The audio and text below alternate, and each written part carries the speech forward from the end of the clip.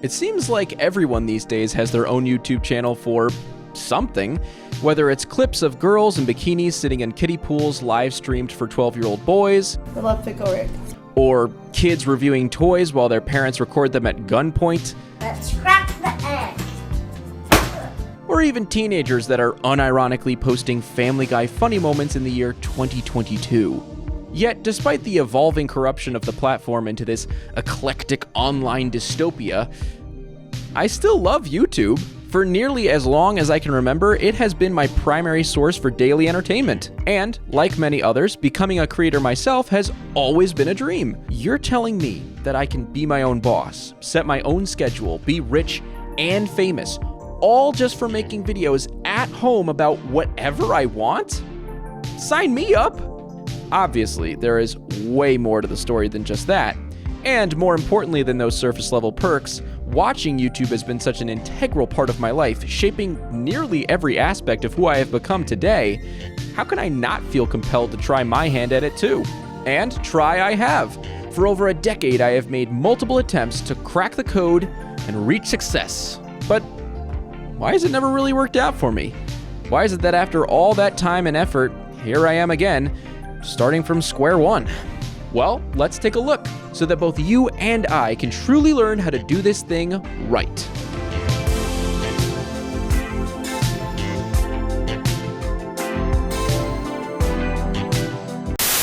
The year is 2008, and this is YouTube, still a relatively new website. Yet, even in its infancy, people were already flocking to the site to watch such classics as a baby biting another baby's finger, and a sneezing panda. And this is me, a prepubescent 9-year-old, backstage for a local stage rendition of Beauty and the Beast, hence the oddly pretentious outfit, playing Guitar Hero during intermission as someone from the stage crew recorded. Now, at the time, I didn't even know what YouTube was. I barely even knew how to use Microsoft Word. But once this video was posted to the site, I was immediately obsessed with the idea that anyone could watch it. I would check the view count every day after coming home from school, and I would keep up with the comments that got posted to it, which I remember devolved into a couple of randos starting a flame war, but it looks like those got taken down. But I didn't care. I had stars in my eyes. A video I was in was being watched around the world by hundreds of people. So what did I learn from this first attempt? Lesson 1. Just get started. Even though this video was something completely random, it was still worthwhile since it introduced me to the idea of just hitting record and going from there. And yes, obviously YouTube videos should have a bit more quality than this. But even then, don't spend so much time planning and producing and editing that you never actually finish. Even for this, I spent weeks writing and rewriting the script to make it perfect, when in reality, it doesn't need to be perfect, it just needs to be done. Let's fast forward to 2009. By this point, I was beginning to become more and more intrigued by YouTube. All of a sudden, the barrier to becoming famous was basically non-existent. I mean, this is the year Fred burst onto the scene. If he could do it, I could too, right? So I created my own channel and I posted 2 videos.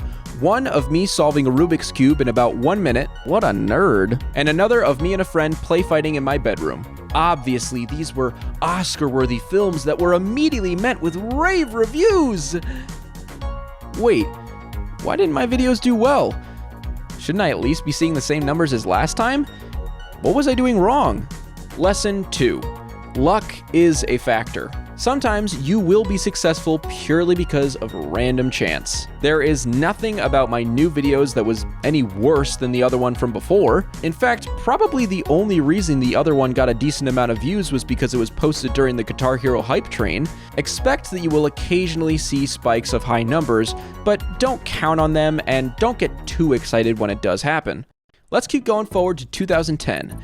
By this point, I had shown an interest in drawing for a few years, and during my summers, my parents would sign me up for art classes, both to fill my free time and, honestly, just to get me out of the house. Eventually, I ended up taking a course in Flash animation, and even though it was only 1 week long, it was probably the most inspiring 7 days of my life. I was shown the ability to create simple cartoons on the computer with software that anyone could use, given you had the money. More importantly, I was shown the world of online animation with the likes of Eagle Raptor and Ed's World and Weeble, all making amazingly funny and creative videos. I immediately saw how this combined my admiration for online content and my love of drawing, and I was hooked.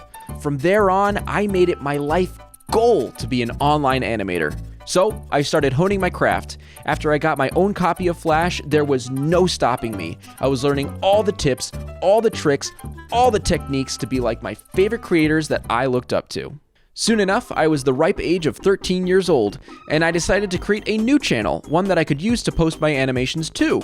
I called it PasixFTW, which was my super cool gamer tag at the time. Eventually, I recorded some gameplay, turned on my webcam, and also started making Let's Play videos, as was inevitable for every child with a copy of Minecraft in the early 2010s. I then got a camcorder and an old version of Sony Vegas with which I could use to make live action videos and expand my arsenal of content creation. I was making skits that were almost word for word ripoffs of some of my favorites, and then also oddly elaborate rap music videos about the history of gaming. Shout out to you, Mom, for helping me film. I even vlogged a family vacation I went on to Florida, which was filled with cringe. This was also around the same time that one of my friends would frequently get a bunch of us together to make just some of the stupidest videos you could imagine. Maybe I'll show some of those in the future. They are gold. By this point, I was even convinced I wouldn't go to college because I wanted to be a YouTuber so bad. God, I was such a stupid kid. But once again, amidst all my efforts, no one was watching my content. I was quickly discouraged by how my view counts were not reflecting the amount of effort I was putting in.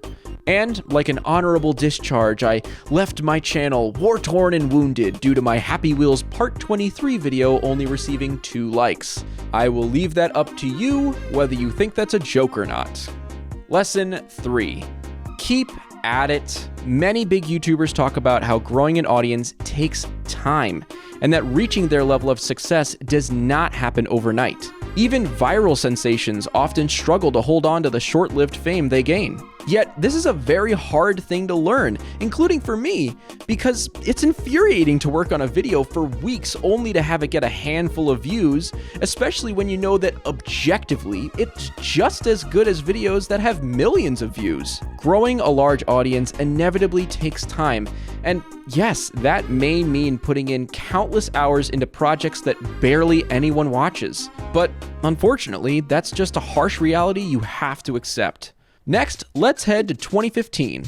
At this point, I was a senior in high school, and I was massively obsessed with a game called Osu. And when I say obsessed, I really mean obsessed. Every single day, I would come home from school and immediately start playing until dinner. And then as soon as I was done eating, I would go right back to it. Did I mention I was a virgin?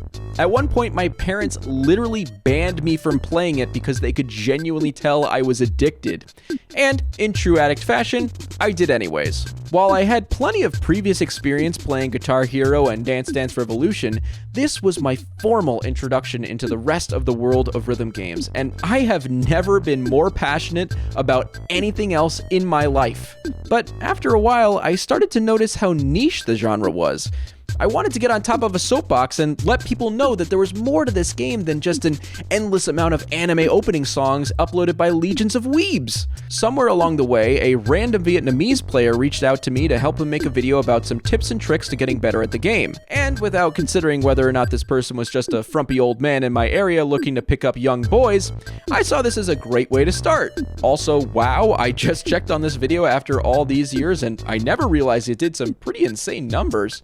Anyways, soon after, I was inspired to create my own YouTube channel and start making educational videos about Osu and any other rhythm games I played. My new and improved username was Efroxide, a combination of my excellent choice of haircut and the single brain cell paying attention in chemistry class. In all fairness, by this point, I actually wasn't half bad at crafting a good video like the thousands I had seen before.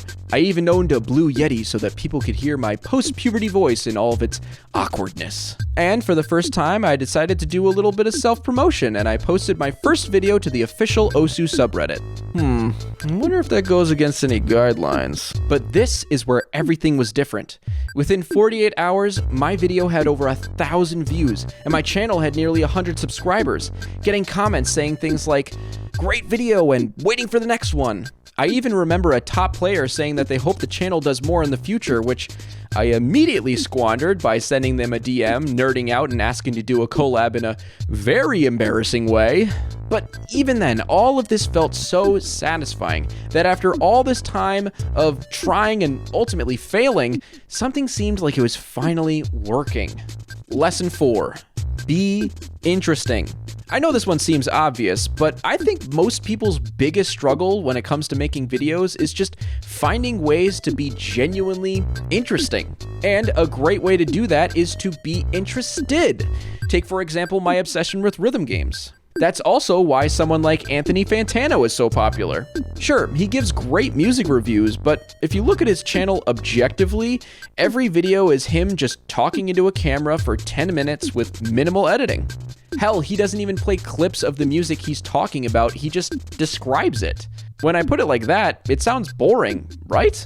But what carries his videos is that it is inherently entertaining to watch someone talk about something that they are clearly extremely invested in like he is. Sharing your passion is not only fun for yourself, but for others too. Now, even though things were going decently well, life caught up to me. Soon I was going to graduate, and things were only going to get harder. Maybe I should just abandon this dream of mine and move on. Work towards a more realistic career goal. Nah, screw that. I had actually spent the last few years taking my interest in art much more seriously, and I decided to get a degree in animation, still with the intention of maybe one day using those skills to make YouTube videos. So let's go. Let's get a proper education to truly hone my abilities in a way that will definitely send me into online success. College, here I come. Oh God, what an idiotic mistake I made. Lesson 5. Don't overly romanticize your dreams. Almost immediately, I realized that I had fallen way too hard into the sunk cost fallacy, remaining very stubborn towards this dream that I had been looking at with rose-tinted glasses for years. And everything crashed down on me. It was a true reality check. I didn't have the passion for art and animation that was clearly necessary to maintain a career in the field, with or without YouTube. I think like many disillusioned people, I bought so much into my admiration for others that were able to create pieces of art that I enjoyed, that I in turn idolized the idea of doing it myself one day, even though I honestly didn't care to put in the work that would be required to actually get good. Thankfully, all was not lost. I had chosen to go to a non-art school because I had already foreseen this as a possibility, which meant that I had plenty of options to transfer to, and I landed on software engineering. My life was starting to look up, and it was time to put these lofty dreams of YouTube behind me and focus on carving out a good, reliable path for myself. And here we finally are in the prosperous year of 20... More than 204,000 American lives lost. 20! Fires are still burning. He was sentenced to 13 months in jail. This is a lot darker than I thought it would be. Well, anyways, by this point, I was a few months into my first job as a software engineer, working remotely while I lived alone. But the daily routine of adult life was starting to get to me.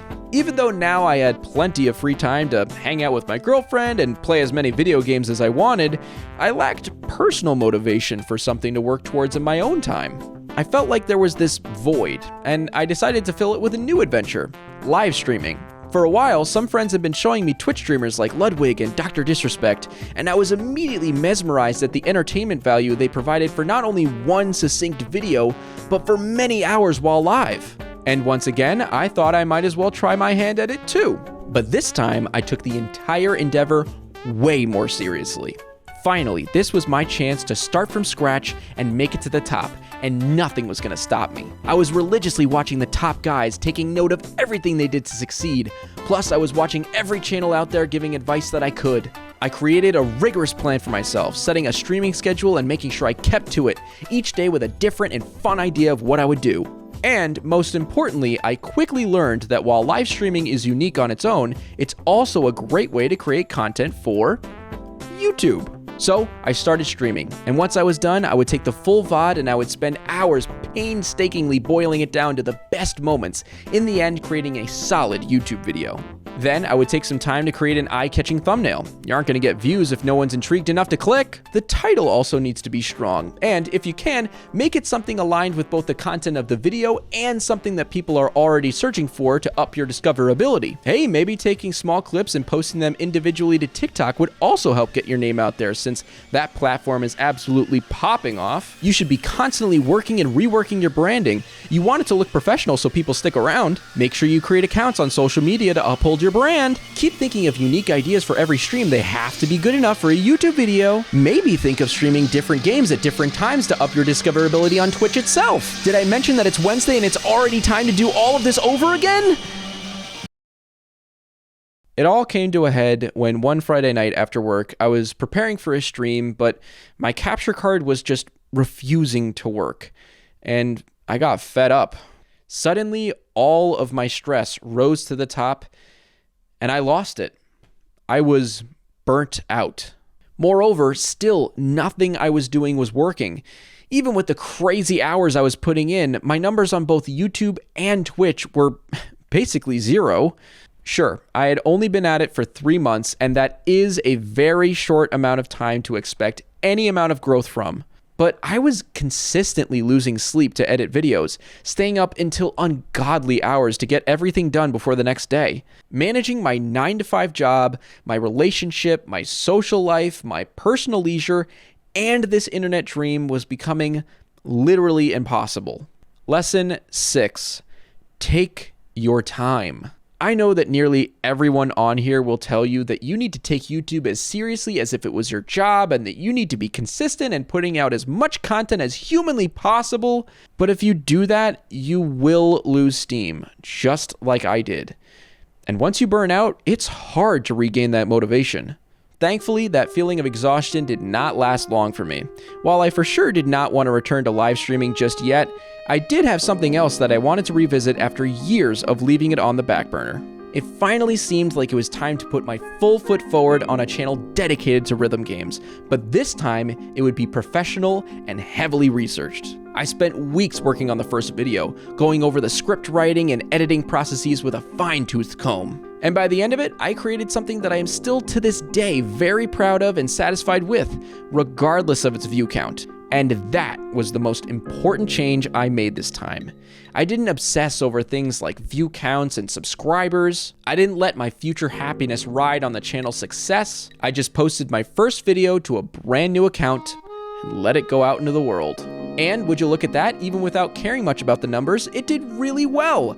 It's been out for nearly a year and it has steadily reached over 2,500 views. For a completely random channel with essentially no promotion and close to no videos in 2022, that's actually pretty good. Since then, I've been casually returning to work on the channel, and even though my subsequent videos have not seen as much success as my first one, I still don't care much. For me, I'm just happy to be working towards something that I am truly passionate about. Lesson 7. Create videos only if it makes you happy. I think like many people, at first I also latched onto the prospect of easy money and fame from YouTube. But once I started making videos, I realized how much fun it was, and that I had the power to create whatever I wanted using one of the most creative mediums. But if you don't come to that realization, don't push it just because you want the successful YouTuber lifestyle, because to be quite frank, it's already unlikely that that will ever happen to begin with, purely based on statistics. Sure, the perks of being an online content creator are nice. And yes, there are ways you can game the system by exploiting YouTube's algorithm in a variety of ways. But that will ultimately lead to a channel that lacks passion. And those rarely even last. Bonus tip time! Number 1, don't keep starting over. As you can see, I have created and deleted many channels over the course of my life, each time trying to start over completely. But this is stupid for a couple of reasons. Firstly, because you will never begin perfectly from the beginning. Even this time, I know that my content will inevitably evolve, and I wouldn't be surprised if eventually I look back on this video with slight embarrassment. And secondly, while some of your old videos may be cringe, don't delete them entirely like I have. They are a part of your human experience, and even though you may think that throwing them out will help you get over how naive you were as a child, in reality, when you're older, you will want to look back at them with nostalgia. Number 2, surround yourself with supportive people. Much of the reason I was even able to pursue this dream of mine at different points in life is because my friends and family were always there to cheer me on. And that is an extremely lucky thing to have. Many individuals who attempt to do anything that isn't widely accepted in the mainstream are laughed at for even trying. Obviously, you can't change your family, and you probably don't want to change your friends, but try and reach out and find a good handful of people that can be there for you every step of the way. Especially with the internet, that's a lot easier than you may think. There are loads of Discord servers made exactly for that purpose. And lastly, because this just has to be said, number 3, good equipment does not equal good videos. These days, the camera and mic on the smartphone you already own is definitely enough. Believe me, I've fallen into that trap multiple times. And in the end, you spend hundreds of dollars on things you don't know how to properly use to your advantage because you haven't even created a good foundation to start with. And yes, having nice equipment can boost the quality of your videos, which will help you seem more professional, and people do respond well to that. But regardless, my most successful video so far is still one where I didn't even show my face and I recorded my audio into a cheap USB mic. Focus on the content, not necessarily the production value. Before we wrap this up, I do want to take a moment to acknowledge that I know that almost all of what I have shared today comes off as possibly cheesy.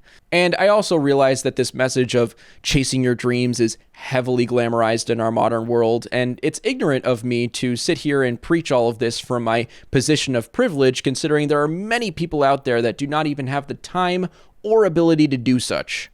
Anyways, all of that leads us to now. Right now.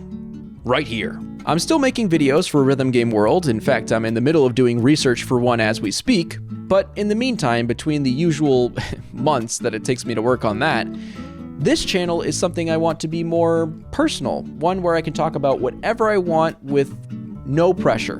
I have no idea what this channel will become. I'll probably end up making videos about things like games and music and philosophical quandaries, other things that motivate me. But I just want to have fun with it. And to me, that's enough. Being happy and satisfied with both myself and the work I produce is my version of success. Obviously, it's still nice when something you worked hard on gets recognized by a lot of people. There's no denying that gaining a large audience is still a goal of mine. But again, I'm just learning to enjoy the process. And I hope that you will too. So subscribe and stick around for the rest.